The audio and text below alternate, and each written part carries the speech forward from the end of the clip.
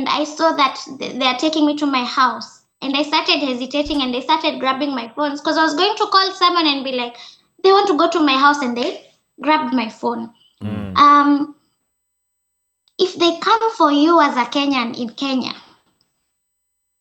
and you're outside your house, kata, like, I don't have my key, I don't know, just look for an excuse.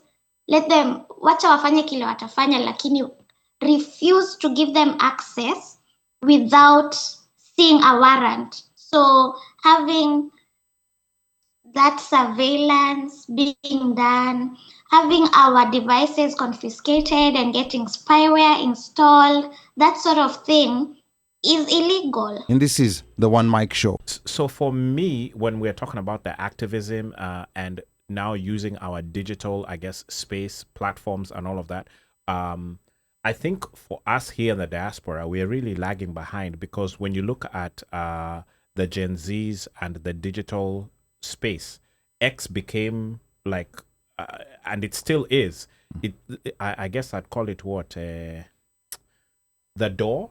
I would call it the meeting room. Yeah. Right. And then, you know, like we the people's kamkunji. Yes. It basically was like a very effective way of reaching anybody anywhere without you having to leave wherever you are. And you don't have to look over your shoulder saying, hey, maze, watu wanakuja. Because you are there virtually, but your thoughts are there physically. I don't know if that's making sense. And just that by itself has opened something that we never thought of.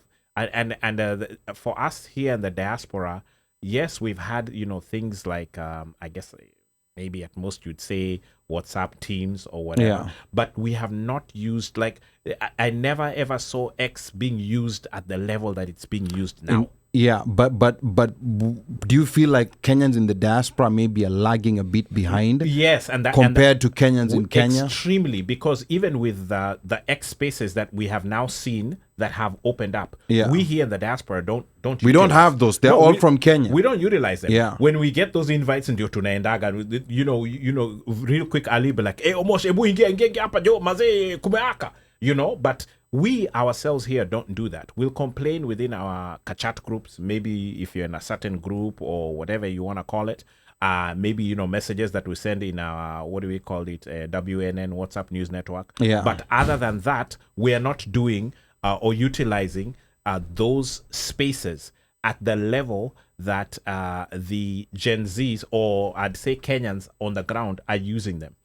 Like, they are so far ahead with those digital tools, and that's just one of them. I had Rose talk about Signal. Yeah, I know. Signal Lango. We just know Signal because of traffic. The only Trump. The only reason we know Signal is because of Trump and that group that they were discussing. Yeah, because out here, and another interesting thing, WhatsApp is very old, but I first found out about WhatsApp from a Kenyan. You know, like when WhatsApp was new. Correct. You know, it seems like people back home are normally ahead of the game with the digital stuff. Yes, software, things like that, you know.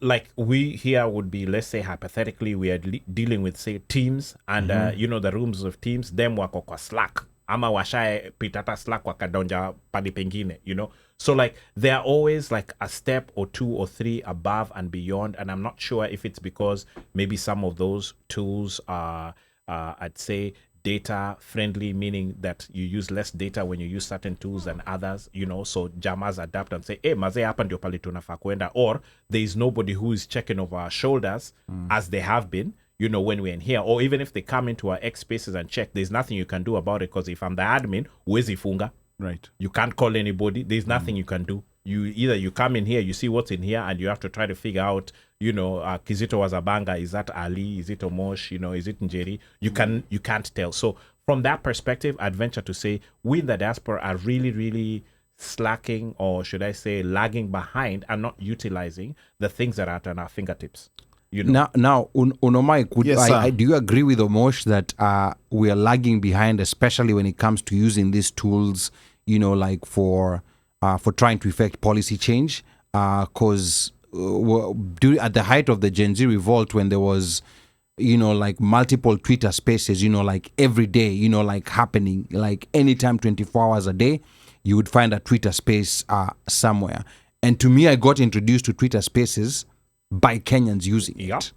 So exactly. Yeah. And I think you've answered the question. I think for us, there's so much going on, like let's say, for example, that we're here because we have so much on our plate because we have a situation here that's going on. Yes. And then when we look back, we've got family back there. But we find out that for us to join in, let's say, for example, the Twitter spaces that you're talking about, usually it's probably somebody that you're following. Yeah. And they're having that discussion. And then you quickly hey, by the way, Kivutha Kibwana has this, ama hii chat imewaka, ama this, that, the other. It's not that we are unaware. We are ahead. I mean, we know that there's technology, but Kenyans are on a different level. And we have a very good example here because with Rose. Because we did not know of this tool. No. We did not. No, we didn't. We have not even been on it. Exactly. If you ask us how to do ABC Atujui. Because remember, we've had this discussion, and maybe she can chime in on this. How we have so many, we have iHub, we have so many tech, not startups, but there's that iHub that where there's so much investment by outside people, ventures that come in to create this hub, to create this cocoon, egg to nurture tech, and very many, because M-Pesa. You've heard of guys who are talking about, there's this guy who was complaining about something that was stolen from him, where if you go to Naivas or you go to any shop, like there's so much technology. Yeah. And probably so much that is coming out, and so many things, so many people that are developing things that should make our lives better and easier, but we don't hear about that. But it's interesting, and the two of you are in the tech field. So let me go back to Rose. Yes. Does this come as surprising to you? I know it's your first time in the US, but does it come as surprising that a lot of these tools that a lot of young folks are using in Kenya to do different things are at our fingertips here, but we are not familiar? Does this come as a shock to you, Rose? So I would say that I do not begrudge the diaspora for not using these tools, because I feel like we use them from a point of need that you don't necessarily have. Okay. Like adapt or die type of thing. Like we have to think of ways to use these things. But for you guys, I mean, things work. You don't really have to and do too much. To buttress her point, mostly what we need or what we have working for us is to send money to M-Pesa. You're talking about to send money to Kenya? Yeah, to send money to Kenya. Yeah. M-Pesa. Yeah, but I think... But like now, because you think about it, like she said, it's a point of need. So like now, wherever she was seated, she's like, let me create something to make it easier so that people in Kenya can actually just enter their email address, and then it can, once it's sent, it comes from them. Yeah, simple. Yes. Like when you look at it, it's trying to make things easier, and like now, even when you look at the rideshare apps that are in Kenya that come up and then they go, security, or you're looking at food delivery, food shopping, whatever. Here, like when you look, things just work. Like if you wanna, but to go back on Rose's point, I think what she means is that there's certain fundamental issues that Kenyans have. Yes. Like, for example, none of us is gonna sit here and think of creating a tool to send for people to send an email to Senator Chris Van Hollen. No, because the system already works. The system already works. You can send it. You can send it. You just go to the thing, you send it, and they'll get it. And someone will respond. And they will call you. Respond. And they will call you back. Yes. Yeah, so I think, because think about it. Yeah. Even if you send an email to Murkomen, to any government official. Yeah. Are you going to get a call back? No, it goes into a dark hole. Are you going to get a call back? No, let's say, for example, you want to complain about fuel prices, levy, or whatever. Whatever the complaint is, finance bill, who are you going to call? Forget about Murkomen. Forget about a cabinet secretary. Even an MCA. Yeah. Who are you going to call? So now here you have a simple thing. Enter your email address. It's going to go to the finance bill, the secretariat, the persons, the public participation people, whoever simple. It is that are taking looking at it, and it is public participation. Yes. That is supposed to be. It is enshrined in the Constitution. Yes. That for you to participate, there's public participation. So it is a digital form of public participation. Yes, and public participation is another very controversial issue where they've not created a law. It's been enshrined in the Constitution, but it was one of those parliament, shall create a law to do X, Y, Z, so it's not been there. So there are people who are arguing that it's a checking box exercise. We're going to be talking about that later on in the show. Because Ali, I can tell you that hub, it's not iHub. Yeah. There's so many. And Njeri, please comment on this. There's so many Kenyans who have innovated a lot of, for lack of a better word, I want to say apps or technology to try and make it easier to do things. Yeah. You remember Chief Karaoke? Yes, the Twitter chief. Yeah. Something simple. Njeri, you remember that? Like, it's something simple, like the people are not familiar with Twitter. Yeah. But all you have to do is text, it goes, inafika Twitter, inasambaza. Let me human Njeri before he responds. Njeri, do you know out here in America if I owe Omosh, or if Omosh owes me, do I owe you or you owe me money? Boss, you owe me money. You may attend. We took a trip. You may attend. It was just an example. You may attend, boss. But let's say, let's for argument's sake, if I owe Omosh money, if I owe him $100 and I want to pay him, do you know that's the most difficult thing to do digitally? You know the way in Kenya, mna exchange to M-Pesa or PAP. If we do not have the same banks, it becomes a whole, event. Do you have Cash App? Do you have Zelle? Do you have this? PayPal? Do you have Yes, something as simple as I want to send Omosh $100. In some cases, it may get to a point where I have to go withdraw the cash, give it to him. And yes, there's apps that have made it easier, but it's not like it is in Kenya, the way you can pay a boda guy with M-Pesa. So maybe talk to us about those tech spaces and what they're doing to activism. Rose. Okay, so first of all, I did not know that it's that difficult in this country to send money in that way. Yes. Because in Kenya, I can go for months without touching physical money. Correct. Everything is M-Pesa. Like, unaingia kwa matatu, you pay on M-Pesa. You go to the shop, you pay via M-Pesa. So that's very interesting to know. Secondly, that thing about iHub or about the tech space in Kenya, there's something very interesting that's been happening, especially since, let's say, around 2020 to present, where there's people who make things that or apps or tools that perhaps aren't particularly innovative. So let's say there was this guy, I don't remember the name of the app, but he made an app that was supposed to allow you to buy food from a mama mboga. So the question then became, what's the difference between that and like Uber Eats or any of these others? But then this guy was able to raise like $100 million USD in funding.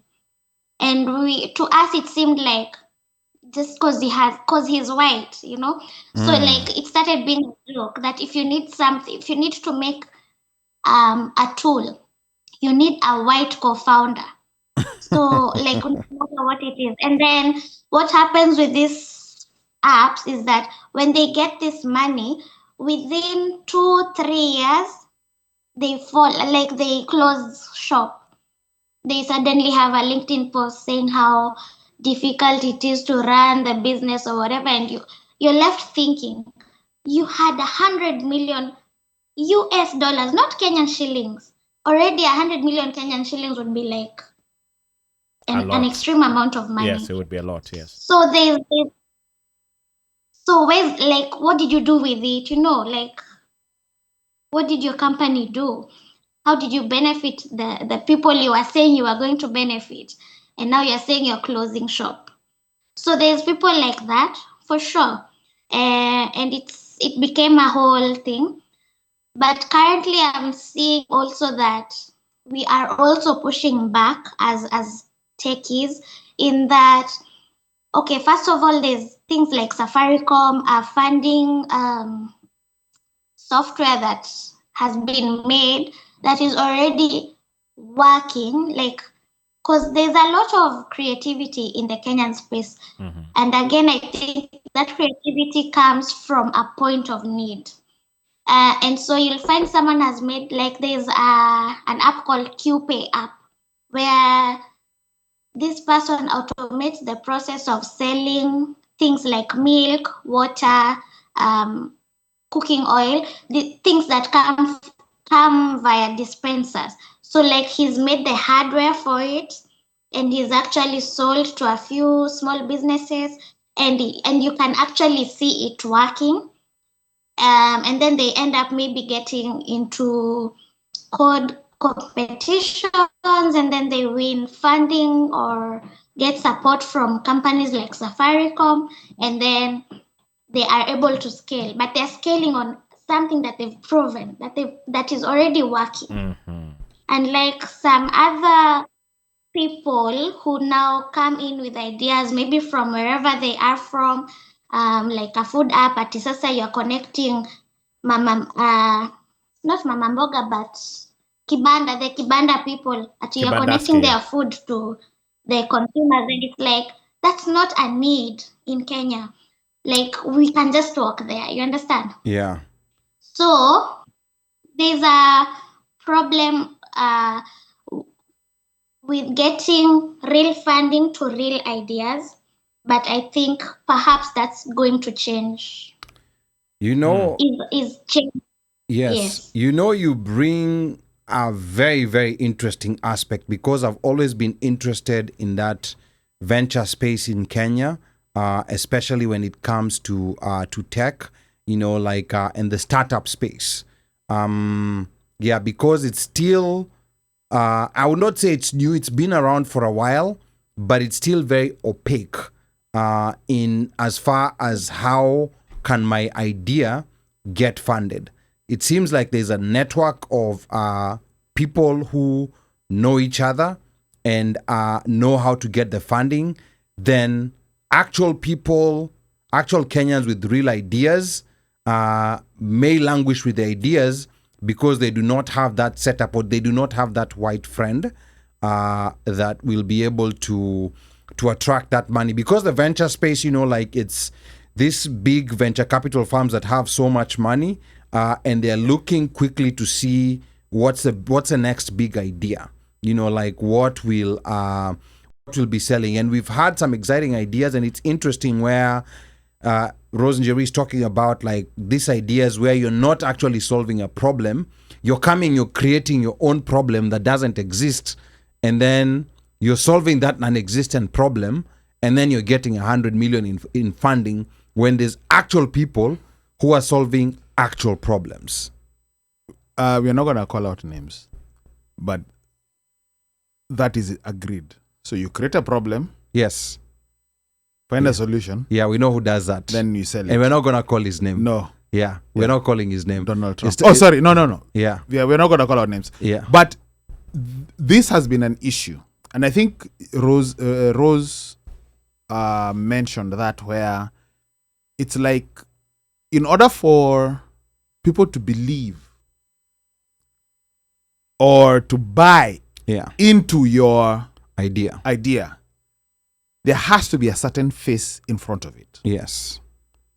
A white face. A white face. Yes. Certain type of face. And by the way, even here, yeah, it's the same. It's the same thing. It's actually the same. Yeah, yes. for black people to get venture funding is yeah. And I'm speaking from experience. You always need a white Jewish friend. Yes. To be the front guy. Yeah. Yes. Yeah. You know, like, you have to have that face. Yeah. Right? That people meet when they come into the office. They meet. You're greeted. But that decision cannot be made. Then the person who's supposed to make the decision comes out looking like Ali or looking like Omosh. But then they're confused. Yeah. They're like, wait, Yes. what?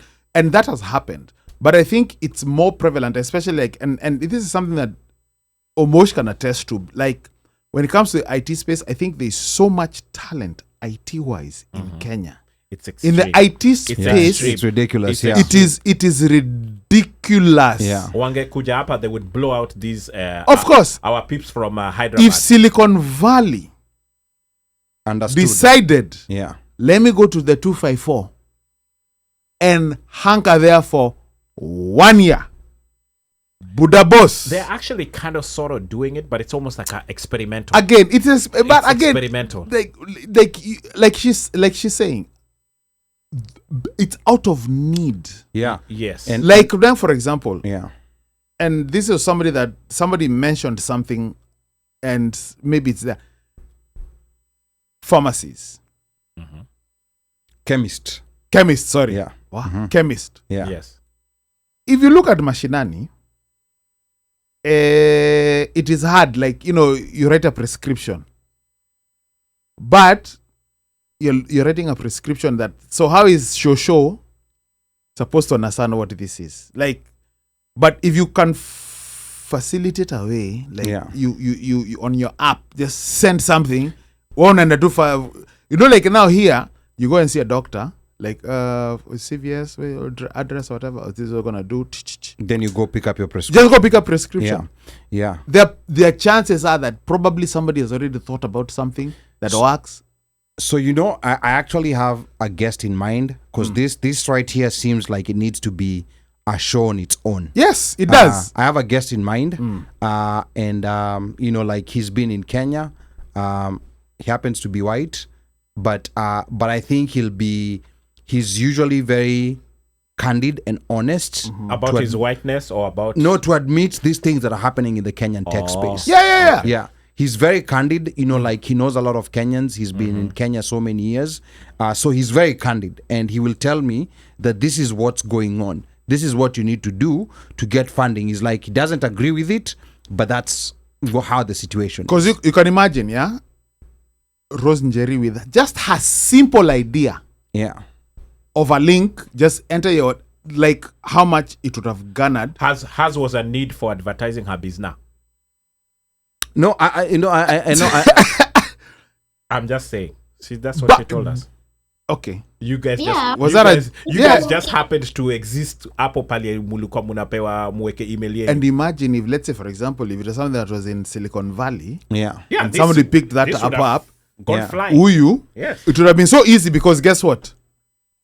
People now pick up stuff.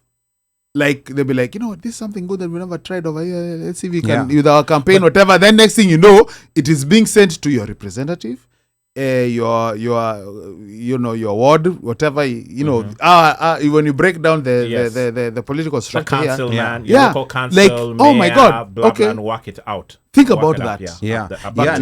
Now actually, Njeri, now that we're talking about this, like, it seems that with this Time 100 honor, you may be able to interact with people in different spaces who you can connect with to help you elevate some of what scale, elevate what you're doing.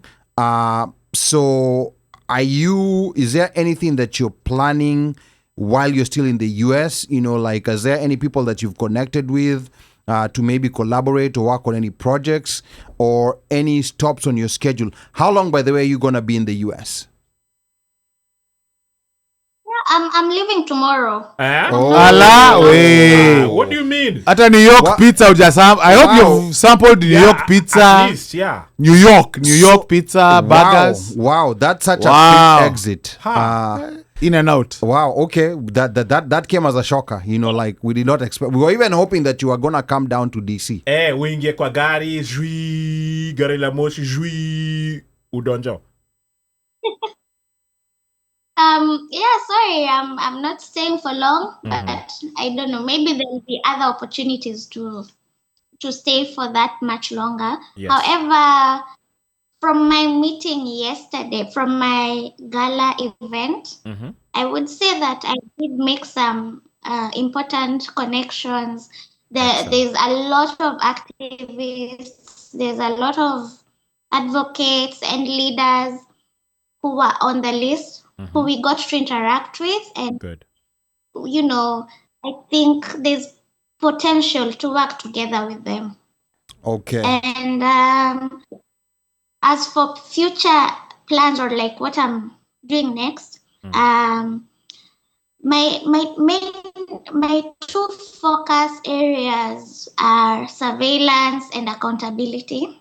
So surveillance, because I have been surveilled and continue to be surveilled. And accountability, because we need to shine a light on basically what they are doing in parliament.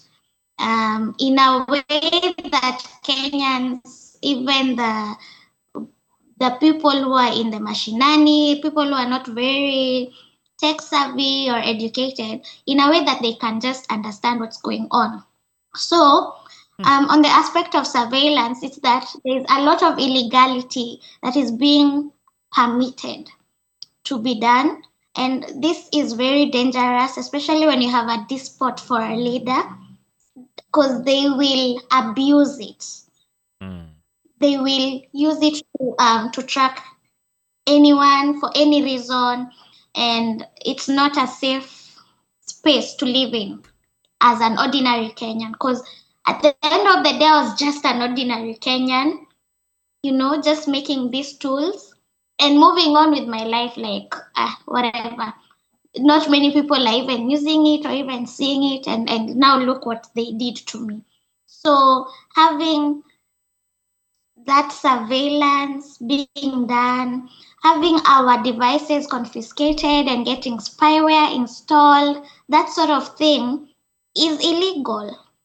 But what are the cyber security laws should be addressing things like that, and not and instead what he's passing is things like if you post something and I feel like it made me suicidal, then I can sue you. And not sue you for a civil thing, but for a criminal thing. I can decide you're a criminal just for a tweet, for saying something, So meanwhile, they're doing these illegalities that are not being governed. There are no clear laws as to, there are, but they are not being followed. For instance, if you're investigating someone, there are certain things you should be asking for, like informing the court that you need permission to do surveillance on this subject because they are doing this and that.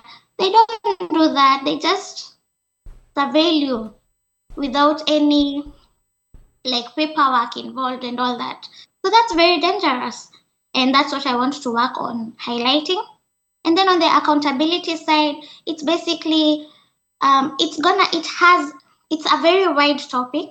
There's things around IEBC and elections. There's things around the laws.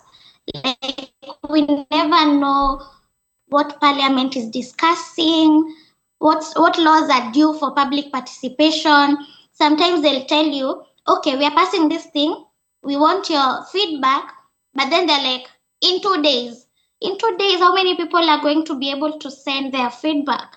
How many people are going to be able to look at your amendments in a critical manner and give you actual feedback that you can use, So when they want to pass things that are not legal, they rush them in that way. And so we need to point a light at these bad things that they're doing, because our constitution literally enshrines that public participation into the law. So they're not, and sometimes when they do this public participation, sometimes they're required to go to the counties, to the ground. They call people in, and then they take feedback from them around whatever bill is being passed. So do you know what happens? In these cases, they send the person, maybe the MPs or the person who is sponsoring the bill, sends their people with here, go and say this. And that, whatever they say, is the one that is recorded. Or sometimes the panel that is there for the public participation is literally on their phone, not listening to what is being discussed by the people they're there to listen to. You see, so if they're able to maybe adapt a hybrid way where they're able to do the physical public participation and actually be able to quantify. We had 100 people, 20 people agreed with the bill, 40 people said no. If they're able to do that, and then also now for the digital aspect, which is a thing I want to improve on, if the government can actually adapt this public participation thing digitally, where they're able to actually quantify. We got 100 emails. 20 said this said no. Even when you start complaining, they're not listening to us. Even the government can be like, okay, look, here is what we did. Here are the stats from the public participation activity.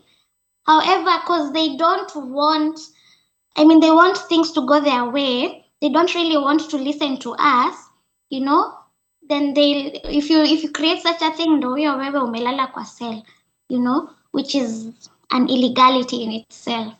Wow. So those are things I'm working on basically. Wow, Njeri, there's so much to unpack from what you just said. Starting with, besides the public participation, you talked about surveillance, because that's another monster that I think has not quite been understood. Mm-hmm. You had 15 people, come pick you up from wherever you are. They knew where you stayed, and they had all details about you, which means clearly they must have either been surveilling or maybe they harvested your data. And I can think the lowest hanging fruit is always our cell phones. And who has the data belonging to our cell phones is Safaricom. Or Airtel. Yes, and Airtel, but most people have Safaricom. And I know this issue has come up, and the CEO has denied that Safaricom... Gen Z protest, yes. Safaricom is doing it. But how are these security organs getting access to real-time data of exactly where you are? And it's being supplied to them, and they're being told it's under the guise of now national like Njeri security. Said, it's the terrorism. Now, and remember, if they're coming in and saying that we are tracking terrorists, and remember also, she said they knew where everything, her apartment number, kila kitu. Yes. And in fact, when she talked about, I want to go pick up my child, they said no problem, we got that's fine. But instead of going to the child's school, they went to her apartment. They went to the apartment. Left. Yeah. Wakachapa left. Think about that. That's because I think that is major, Njeri. And that's when Njeri should have thrown away the tricycle key. No, but I'm thinking of our concerns, like as diasporans. Yes. When we go back home, we do have, like Safaricom lines. I mean, some of us have existing ones. There are people who get new ones when they go there. Correct. And then they expire, and then they have to get new ones when they go back. And then there are people who roam with their US numbers. Yes. So maybe Njeri, talk to us diasporans, what are some basics that we need to be wary of? Because some of us have participated in public protests here. Me, I don't know, Ali, in when the I go to embassy, Kenya. and our faces are being seen on TV and our names, and of course we're in this platform discussing. Wewe uko hapa peke yako boss. Mimi hawa wasewa Subaru siwajui. So what are some concerns that maybe diasporans who are engaged in some kind of activism need to be concerned, or where do they need to take caution? Njeri? So with surveillance, I feel like whatever is even being done in Kenya is very basic. I don't know if any of you have watched this documentary on HBO called Surveilled. Although even in that Surveilled, they were saying many of the people who are being surveilled by governments are activists in third world countries mostly. So African Is that with Pegasus? diasporas, maybe. Yes, which is very expensive actually. Yes, it is, yeah. Right. And then, the government is using Pegasus to track a few people who it doesn't agree with. Anyway, surveillance is very pervasive, and I think it's even more pervasive in a country like yours, because everywhere you go, even in the bus, there's a CCTV. You can't, I don't know, but I think you can't get in without a ticket. There's nobody watching you, but I don't know if there's like someone at the end of the station who will stop you and be like, you didn't pay. I don't know. I didn't try that to see. But I mean, so there's surveillance is it's a part of our modern world. So, but anyway, if you go to Kenya, I think the basic things are use a VPN, don't be discussing sensitive things on call, use apps, like now I use Signal for calls, or I'd rather even use WhatsApp if you're not on Signal than do a call Safaricom to Safaricom, because most of these apps have some kind of encryption. Correct. Yeah, and if you go, I don't know, I think I would tell you just avoid Safaricom. But I know it's difficult because, as I said earlier, M-Pesa is everywhere. Mm-hmm. Like my business, I paid via M-Pesa. I will go to the matatu, give the conductor 500, is like, hauna M-Pesa. Because hataki kutafuta change, like send money on the phone. So it's difficult to stop using Safaricom, but if you're able to, I'd advise you to not. I think most of the people who've been harassed in the way that I was end up just throwing their SIM cards. Using other networks. Njeri, what about like Airtel Money? What about like... What's the alternative? What's the alternative? Like Airtel Money, like... Because it looks like Safaricom, M-Pesa is the one that dominates, but there's some places that you go, they have a equity line, they have whatever. They have those options, yeah. Yeah, like... But what's the option? Because, okay, the options exist. Like Airtel Money is also good. It's even cheaper. Like something you'll pay 80 bob for on Safaricom, you'll pay 20 bob to transfer in M-Pesa. I mean in Airtel. However, the problem with Airtel, and I've been using Airtel since even before my arrest for years, and the problem is always there's not enough agents. So let's say you need to deposit money, you'll have to go like too far. Meanwhile, Safaricom, literally everywhere. Utenda pale kwa kona, there's one. Right ahead, there's another. So this is a message to Airtel. Come on, Askiza. Yes. Yes. They need to improve. Yeah, but clearly, like if people are in agreement that this company is complicit in this activity that the government is participating in, I really don't know, like why. And like you said, they have a product that everyone needs. So it's not one of those things that you can just get away from. And then the other thing that I think also people also don't know their rights, because I think for DCI to be able to access your data, to be able to access your phone, or to be able even to access your house, they need to have written permission. They have to have a warrant. Bro, Ali, that sounds on very paper. nice. That sounds very on paper nice. is very nice Until you and Njeri on paper na amekuweka hapa, mtu moja yuko kwa sura, mwingine yuko hapa amekushika nyuma, mwingine amenini, na mwingine yuko ndani ya bagi yako. And by the way, thank you for bringing that up. It's so intimidating. On paper, Njeri, please walk us through on paper, constitutionally, the law, what is supposed to happen vis-a-vis what happened to you. So what happened to you, what is supposed to happen, what does the law prescribe if they're coming for you vis-a-vis what happened to you. Njeri, to you. Okay, I think first things first, they take advantage of the fact that we do not know. We do not know the law.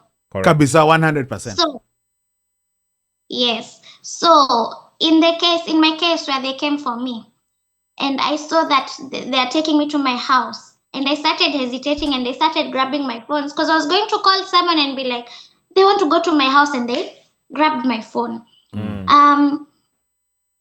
If they come for you as a Kenyan in Kenya, and you're outside your house, kata, like, I don't have my key, I don't know, just look for an excuse. Let them, wacha wafanye kile watafanya, lakini refuse to give them access without seeing a warrant signed by some judge or something. There's a process for them to get that warrant. So, kata bila warrant. If you're in your house and they are outside your door saying fungua hapa, refuse. Okay, I would advise you to do not open that door. If you're alone, call your family, and then there's an LSK hotline, there's a Defenders hotline. Defenders Kenya, they help people who are being harassed politically. Call those numbers and call your family or call somebody, a friend. Do not allow these people to get into your house when you're alone, because they can plant things, they can steal, like in my case. Wow. So do not, usikubali. And what else can I say? When they're doing their search, make sure they write everything that they collect. Inventory. Make sure they've written laptop, sijui wanaangalianga EMI number, serial number. If it is a flash disk ni gani, like make sure they've written everything they've taken. And then do not sign anything under force, under duress. Although if you're under duress, you'll just do whatever they ask. Correct, yes. But make sure you say this was forcefully. I don't know. Find a way to communicate that this signature was forced at the end of the day. What else? Basically, as long as you're not, if you're a criminal, but if it's a politically instigated harassment, uko na haki. Refuse. As in me, I'm constantly thinking of that day and thinking, if I knew, I would have even thrown my key outside the car when it was moving. No, you can't enter my house without a warrant. But I didn't even know these rules. But now, if you know the rules and you tell them, because these are people who are known not to follow the law. So if you know the law and tell them, are they gonna say, "Oh, congratulations, you know the law, tutakuacha"? Ama how does it happen? Because if it's men who are using force, and they discover the law, is that gonna stop them? To be honest, they'll still do that force thing, but I feel like if you kichwa ngumu, just I'm not doing this. Like if you're able to just stand firm, just be like hapana, this is wrong. Like fanyeni kile mtafanya, although you might be hit or your house might be, the door might be broken, whatever. But I feel like causing a scene, because your neighbors will come to see nini inaendelea. So causing a scene also helps. And people take videos. But let me ask.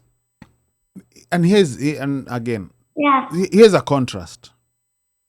I am sure all of you watched the video of this Jama insulting cops in a police station. That was in Diani. Correct. Yeah.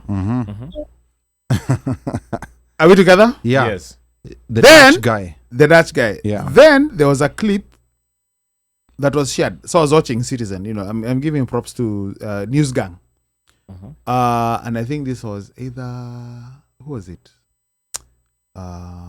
Anyway, talking about, so there was a clip of the cop, the insulter, being abused. Mpaka anapakwa makamasi. Correct. Then on the flip side, they showed a clip of a guy who was literally just madhogodhaniering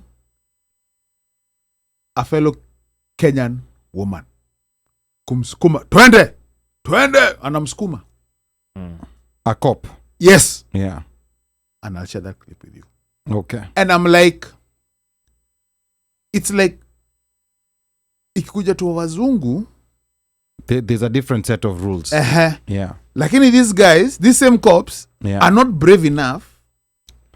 They're brave enough to accept insults from non-Kenyans, mzungu kwanza, but they are willing to mistreat. And this is a woman kwanza.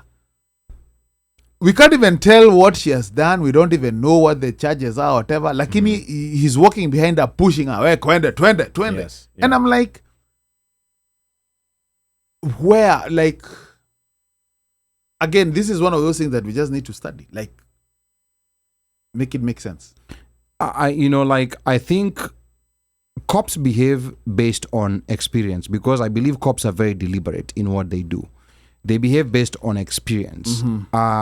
And they know that there's a tendency to overprotect tourists. So if you touch a tourist as a cop, you're probably going to either lose a job or... and I'm not saying that's the right thing to do. It's not. No, yeah. I'm with you. But I think these cops, they behave. It makes them hesitate. Yes. They behave based on kiona ni mzungu anajua huyu hapa nikimgusa for any one reason or another, more. I could be transferred to Marsabit or I could lose a job.